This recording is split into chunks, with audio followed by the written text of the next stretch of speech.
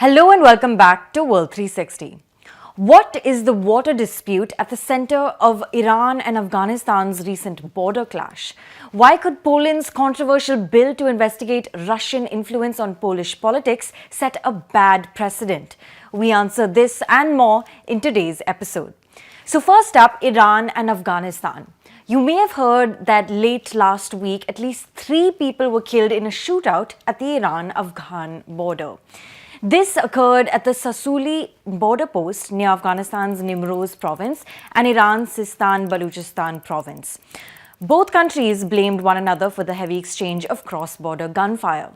But this incident can't be seen in isolation, as it comes amid rising tensions between Iran and Afghanistan over a water dispute that has to do with the Helmand River. The Helmand River is the longest river in Afghanistan that feeds into the Helmand Lake on the border between Afghanistan and Iran. The water is key to farmers living on both sides of the border. Now, the river actually originates in the Afghan Hindu Kush mountain range and flows across Afghanistan before reaching the border with Iran, where it bifurcates. Recently, Iran has leveled allegations against the Taliban that they are breaching a 1973 water sharing treaty and blocking the flow of the river into Iran. Let's take a look at this treaty. The Helmand River Treaty was signed by the two countries in 1973, but it was never ratified, meaning dispute resolution has often been a task. Under the treaty, Afghanistan is obliged to deliver water to Iran with an annual average of 820 million cubic meters a year. Though the treaty ensures Iran access to the river, Article 5 indicates that Afghanistan has complete ownership over the rest of the water supply.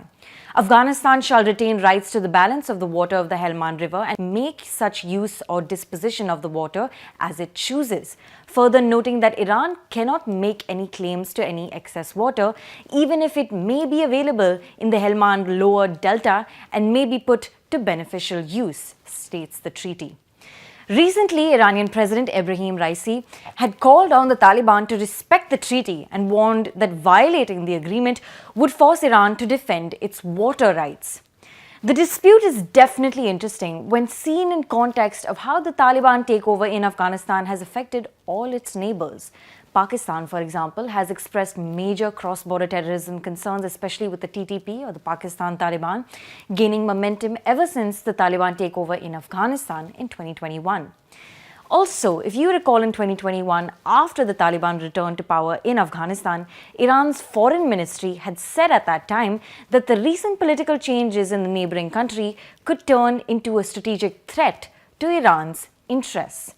If the Taliban with the current thought and format gets established in Afghanistan, it definitely will be a strategic threat against our country's national interests. There is no doubt about it.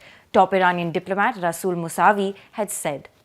For now, Iran has stated that after the border clash, the situation is under control. Talks about the treaty appear to be underway, but this is definitely a region to keep an eye on going forward.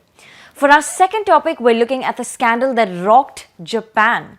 As you know, Japanese Prime Minister Fumio Kishida has had his hands full lately, having hosted the G7 summit in Hiroshima as well as the Quad summit just a couple of weeks ago.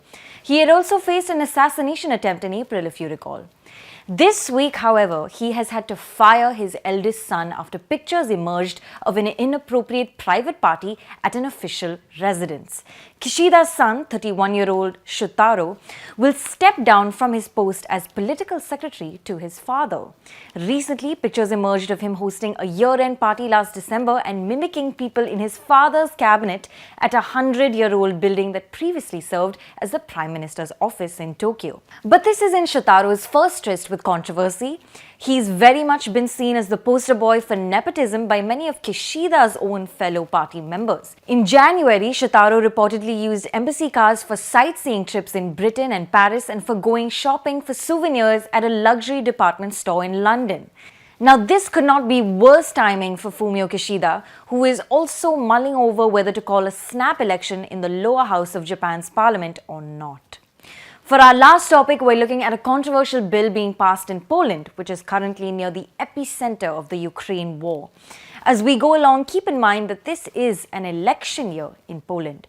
On Tuesday, Poland's president is expected to sign into law a bill that will authorize a panel to investigate Russian influence in Polish politics. In recent times, Russia has faced accusations of interfering in elections, be it in the US or parts of Africa. But there are fears that such legislation in Poland could create a witch hunt against government opponents. More so, those found guilty by this panel could be barred from holding public office for several years. Another question is why a panel is being given legal responsibilities and functions that should belong to the courts. Some are even calling the law Stalinesque. The bill was passed by the Polish parliament on Friday, and now the president's assent is all that is required. At the moment, the Polish opposition is scrambling as there are also questions about the bill's definition of Russian influence. Thank you so much for watching. This is Pia Krishnankutty for ThePrint.